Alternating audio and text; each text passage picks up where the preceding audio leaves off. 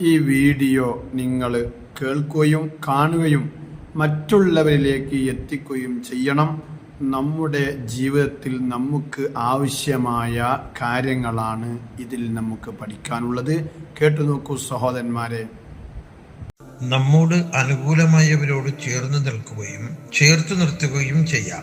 എന്നാൽ സ്വാർത്ഥലാഭത്തിന് വേണ്ടി അടുക്കുന്നവരെ ജാഗ്രതയോടെ നിരീക്ഷിക്കണം. ആരെയും ഒഴിവാക്കരുത്. ഒരു ശ്രദ്ധ ഇടപെടുന്നവരുടെ മേൽ ഉള്ളത് നല്ലതുമാണ്. കാരണം എല്ലാവരും ഒരുപോലെയല്ല. ചിലർ ഗുണകാംക്ഷികൾ ആയിരിക്കുമ്പോൾ മറ്റു ചിലർ സ്വാർത്ഥരായിരിക്കും.